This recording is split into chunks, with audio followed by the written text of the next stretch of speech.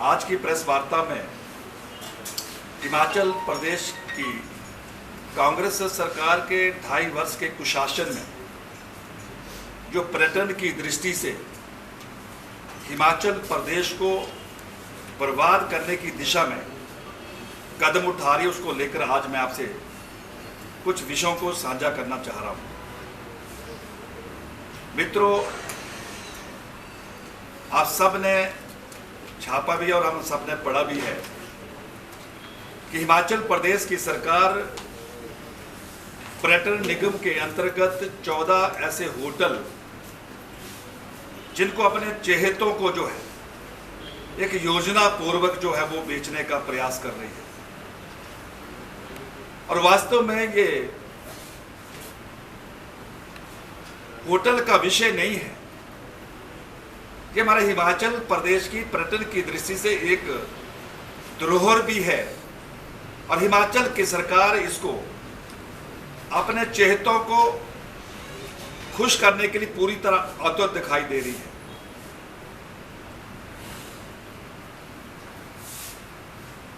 निश्चित तौर पर हिमाचल प्रदेश में इस कुशासन की चर्चा हर जुबान पे है कि जो सरकार पिछले 2.5 वर्ष के अपने शासनकाल में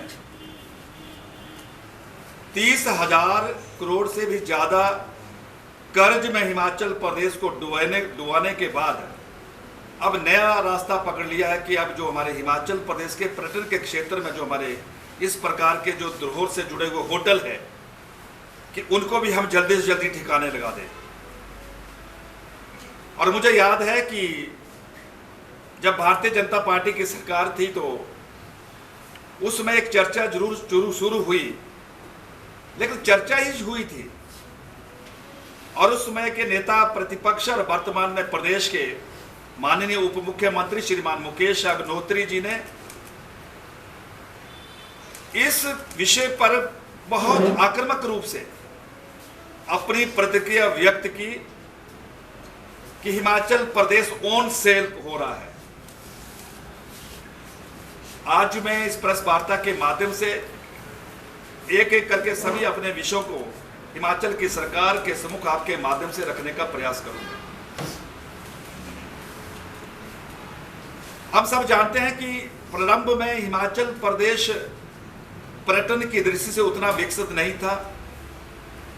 यहां पर हिमाचल प्रदेश में जो पर्यटक आते थे उनको वो सुरक्षित व्यवस्था नहीं मिलती थी। अगर ये प्रयास हुआ तो हिमाचल प्रदेश पर्यटन विभाग के निगम के अंतर्गत ऐसे रमणीक स्थल जो थे उनको चिन्हित किया कि कहां इस प्रकार के होटलों का निर्माण किया जा सकता है ताकि देश और प्रदेश से बाहर से आने वाला पर्यटक हिमाचल प्रदेश की उस सुंदरता को देख पाए और सुरक्षित महसूस कर पाए। और ये चिंतन और मंथन नहीं हुआ, लेकिन अनेकों ऐसे होटलों का निर्माण भी हुआ। चाहे हिमाचल प्रदेश में जो भी सरकार आई हो, उन्होंने इस विषय को लेकर हमेशा रचनात्मक कदम बढ़ाने का प्रयास किया। मुझे याद है कि जब पूर्व मुख्यमंत्री श्री वीरभद्र सिंह जी जब शीतकालीन प्रवास के अवसर पर हिमाचल के निचले क्षेत्रों में जनता से मिलने आते थे तो उन्होंने उस समय जो हमारा एक पर्यटन की दृष्टि से एक बहुत ऐतिहासिक स्थान है कश्मीर हाउस, उन्होंने वहां पर अपना आवास भी और अपना कार्यालय भी स्थापित किया था और वहीं से वो सरकार भी चलाते थे। लेकिन जब वर्ष 1998 में हिमाचल प्रदेश के मुख्यमंत्री प्रोफेसर प्रेम कुमार धूमल जी बने तो उन्होंने फिर उस पर्यटन से जुड़े उस होटल की धरोहर को वो मान्यता देने के लिए, वो दर्जा देने के लिए ये फैसला किया कि कश्मीर हाउस जो है वो पर्यटकों के लिए ही रहेगा। उसके महत्व को अगर समझने का प्रयास किया था तो प्रोफेसर प्रेम कुमार धूमल जी ने किया था। लेकिन आज जिस प्रकार से हिमाचल प्रदेश के दर्जनों से ज्यादा होटलों को किस मजबूरी में और किस योजना के तहत और किन को खुश करने के लिए, किसके इशारे पर यह हिमाचल प्रदेश की जनता कि समझ से परे का विषय है। हम सब जानते हैं कि इसी जिला के अंतर्गत मित्रों नगरोटा के हमारे माननीय विधायक श्री आर.एस. बाली जी को पर्यटन की दृष्टि से विकसित ये हमारा हिमाचल हो, पर्यटन की दृष्टि से हिमाचल की तस्वीर और तकदीर बदल जाए, इसकी जिम्मेवारी एक नौजवान कांग्रेस के नेता के कंधों पर थमाई थी।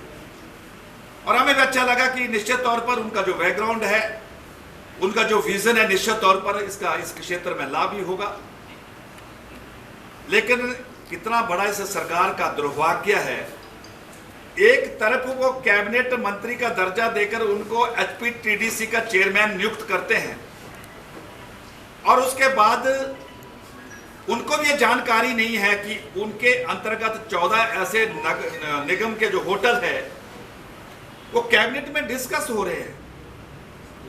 तो एक तरफ कैबिनेट में वही माननीय पूर्व मुख्यमंत्री, माननीय मुख्यमंत्री और उनकी कैबिनेट के लोग ठहाके लगाकर ऐसे होटलों को निजी सेक्टर में देने की जो चर्चा करते हैं, और दूसरी तरफ एचपीटीडीसी के जो चेयरमैन जिनका कैबिनेट रैंक है, उनको इस बात का इल्म नहीं है, जानकारी भी नहीं है। तो कैसी सरकार है, क्या कर रही है सरकार? क्या ये मैं कह नहीं सकता हूं कि स्वयं इस दिशा में सरकार की जगहंसाई हो रही है? उसी सरकार के जो इस विभाग के, इस निगम के जो कैबिनेट रैंक के जो चेयरमैन है, वो कह रहे हैं कि मुझे जानकारी नहीं है। अगर ऐसा विचार सरकार कर रही है तो उस पर रिव्यू दोबारा से विचार किया जाए। मैं अपने छोटे भाई श्री आर.एस. बाली जी को कहना चाहता हूं कि ये गियर जो आप डाल दिया है अब रिवर्स गियर लगने वाला नहीं है, और सबको पता है कि इस प्रकार का जो निर्णय है वो किसी दबाव के कारण है। कहीं ना कहीं उनकी अच्छी चिंता जाहिर हुई है, तो बेचारे फिर हमारे छोटे भाई आर.एस. बाली के रिव्यू पर कौन चिंता करेगा, कौन उस पर विचार करेगा? मित्रों, ये छोटा विषय नहीं है, बहुत बड़ा विषय है कि एक तरफ उस विभाग निगम के अध्यक्ष चेयरमैन ये कहते हैं कि हम 200 करोड़ रुपए का राजस्व हिमाचल प्रदेश के पर्यटन के क्षेत्र में हमें प्राप्त हो, इस दिशा में हम काम कर रहे हैं, और 100 करोड़ से ज्यादा राजस्व का जो एक टारगेट हमने पार भी कर लिया है। अगर 100 करोड़ से ज्यादा रेवेन्यू पर्यटन निगम ने प्राप्त किया है तो फिर होटल को क्यों ठेके में दिया जा रहा है? यह प्रश्न है हिमाचल प्रदेश की सरकार से।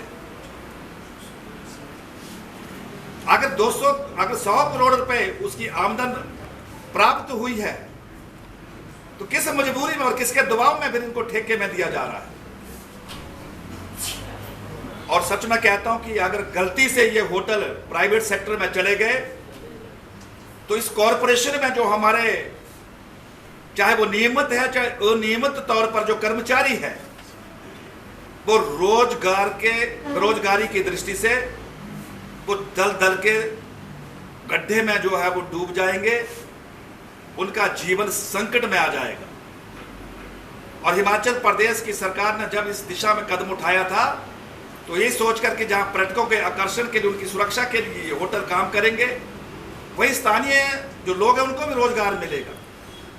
और अगर ऐसा हो गया कहीं तो पर्यटन की दृष्टि से भी इस व्यवसाय में जो है एक बहुत बड़ी गिरावट आएगी। कि पहले तो जब पर्यटक आता तो ये सोचता भी गवर्नमेंट की होटल है, सुरक्षा की दृष्टि से बेहतर है, तो अपने यहाँ पर आने का प्रवास और कार्यक्रम बनाते थे।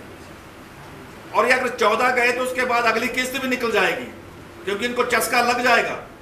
जब इनको पता कि हमारी चिंता अच्छी हो रही है तो फिर ये नहीं देखेंगे कि किसका रोजगार जा रहा है और किसका व्यवसाय डूब रहा है।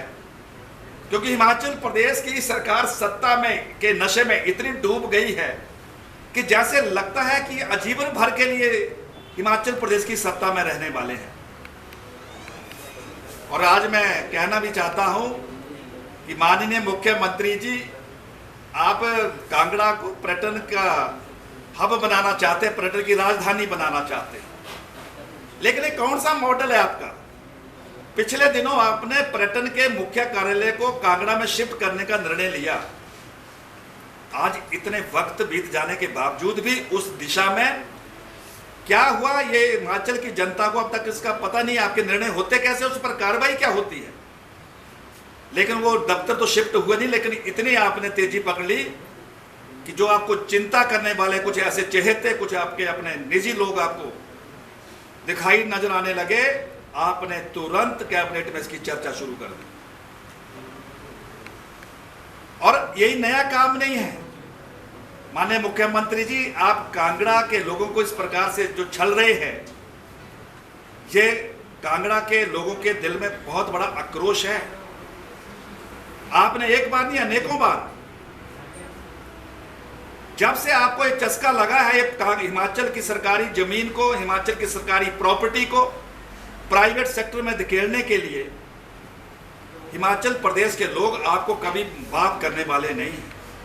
यहां से 40 किलोमीटर दूर हिमाचल प्रदेश का इकलौता कृषि विश्वविद्यालय, जहां पर हिमाचल प्रदेश के किसानों की आस्था जुड़ी हुई है। हजारों वैज्ञानिक वहां से निकलकर देश और विदेश में अपनी सेवाएं दे रहे हैं। जिस यूनिवर्सिटी के लिए पिछले लंबे समय से एक संघर्ष हो रहा है कि इसको सेंट्रल कृषि विश्वविद्यालय का दर्जा मिले, जब आप दुबई में गए और दुबई के आपके मित्रचारा में जब ये बातचीत हुई कि हमें भूमि चाहिए, अच्छी भूमि चाहिए, और उसमें क्या डील हुई, क्या गोलमाल हुआ, मैं आज प्रेस में नहीं कहना चाहता हूं, लेकिन जनता सब कुछ जानती है। और आपने उस शिक्षा के मंदिर पर टूरिज्म बिजनेस की आड़ में आगे बढ़कर आपने उस जमीन को भी हथियाने का प्रयास किया। 250 कनाल करोड़ों रुपए की भूमि कौड़ियों के भाव पे लीज पर, और किसके लिए दी जा रही थी।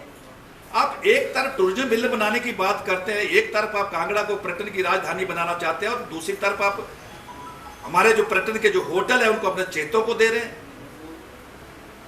इसके पीछे बहुत बड़ी साजिश है, लेकिन यह साजिश कामयाब नहीं होगी। मैं इसलिए कहना चाहता हूं मित्रों कि वहां पर इस विषय को लेकर, कृषि विश्वविद्यालय के उस जमीन को लेकर वहां की स्थानीय जनता ने विरोध किया, वहां के छात्र संगठन ने विरोध किया, वहां के प्राध्यापकों ने विरोध किया। और यही नहीं, सुक्खू सरकार में जो कृषि मंत्री है चौधरी चंद्र कुमार जी, उन्होंने भी इसका कड़ा विरोध किया कि मैं इस निर्णय के विरुद्ध हूं। लेकिन माननीय मुख्यमंत्री जी, आप बताएं उसके बावजूद क्या मजबूरी है आपकी। आपने जिद पकड़ ली कि नहीं, मुझे वो 250 कनाल चाहिए। ऐसा किसका दबाव है? दबाव हम जानते हैं किसका दबाव है, और इसके पीछे कितनी बड़ी चिंता है हम सबको मालूम है। लेकिन जब इनकी जिद इस प्रकार से सामने प्रकट हुई, तो मजबूरन के साथ हमारे जो यूनिवर्सिटी के जो लोग थे उनको हाई कोर्ट में जाने पर मजबूर होना पड़ा, और उनकी उस कारगुजारी पर माननीय उच्च न्यायालय ने स्टे ऑर्डर दे दिया और इनको निर्देश दिया कि ये जो आप कर रहे हैं जरा इसकी सारी जानकारी माननीय न्यायालय में लेकर आए। लेकिन इनकी तेजी देखिए, इनकी बुकलाहट देखिए। जब इनको लगा कि ये कहीं देरी ना हो जाए, सुक्खू सरकार सीधा सुप्रीम कोर्ट चली गई ताकि वहां से स्टे वेकेट हो जाए। स्टे वेकेट हो जाएगा तो उसके बाद इनकी लॉटरी लग जाएगी। लेकिन मुझे पूरा विश्वास है कि माननीय सर्वोच्च न्यायालय भी किसानों की इस विश्वविद्यालय के प्रति जो आस्था है और कृषि विश्वविद्यालय की जो अपनी एक गरिमा है, उसको लेकर जरूर किसानों के और छात्रों के हित में अपना न्याय पर देंगे, ऐसा मैं मानकर चलता हूं। लेकिन मैं इनकी नीयत बता रहा हूं कि सरकारी भूमि पर कैसी इनकी नजर है। और यही नहीं, एक और इसी ही जिला के अंतर्गत यहाँ के एक 19 फरवरी 2024 को तत्कालीन शिक्षा मंत्री, केंद्रीय शिक्षा मंत्री प्रकाश जावड़ेकर जी के द्वारा केंद्रीय विश्वविद्यालय की दृष्टि से एक कैंपस का यहाँ पर भूमि पूजन हुआ था, शिलान्यास हुआ था कि ठीक है, एक सिद्धांतिक निर्णय हो गया कि कुछ कार्यालय जो है वो देहरा में बनेंगे और कुछ धर्मशाला में बनेंगे। लेकिन केंद्र से जो इस कार्यालय के बनने के लिए जो योगदान था वो सारी राशि जारी हो गई, सारी औपचारिकताएं पूरी हो गई। मात्र प्रदेश की सरकार को 30 करोड़ रुपए यहां पर अपने हिस्से के देने थे। स्थानीय जनता ने इसको लेकर अपनी भावना को भी व्यक्त किया, आंदोलन भी किए, और जो कांग्रेस के इस सरकार में जुड़े हुए प्रतिनिधि उनसे भी आग्रह किया कि कम से कम आप अपने यहाँ के जो बच्चों के लिए वो लड़ाई भी तो लड़े। लेकिन उसके बावजूद भी मात्र 30 करोड़ रुपए की छोटी सी राशि जो प्रदेश सरकार के हिस्से की थी उसको दिया जाना था, लेकिन जिद के कारण वो नहीं दी। लेकिन मैं आज इस प्रेस वार्ता के माध्यम से स्पष्ट करना चाहता हूं कि मित्रों, ये सरकार की जो बुनियाद है ये झूठ की गारंटियों के आधार पर खड़ी हुई सरकार है। इन्होंने हिमाचल प्रदेश के हर वर्ग को ठगा है, चाहे वो किसान है, चाहे वो मजदूर है, चाहे वो महिला है, चाहे वो युवा है, सबके साथ झूठ बोलकर सत्ता में आने का इन्होंने जो वो प्रयास किया है। लेकिन मैं आज आपके चैनल के माध्यम से स्पष्ट करना चाहता हूं कि इन कृत्यों की इनको सजा मिलेगी, और सजा थोड़ी नहीं मिलेगी। 5 साल की सजा नहीं मिलेगी, 20 साल की सजा मिलेगी, ताकि निकट भविष्य में इस प्रकार की कभी हिम्मत ना कर सके। और जब 20 साल तक सजा मिलेगी तो मैं कह सकता हूं कि इस दल का जो बीज है वो पूरी तरह जो है, उसकी जड़ जो है पूरी तरह बीज नाश हो जाएगी, क्योंकि इन्होंने प्रदेश को बर्बाद करके रख दिया। इन्होंने प्रदेश को पूरी तरह पीछे धकेल कर रख दिया है। तो आज यही पत्रकारिता के माध्यम से मेरे मन में जो विषय थे उनको आज मैं साझा करना चाहता था।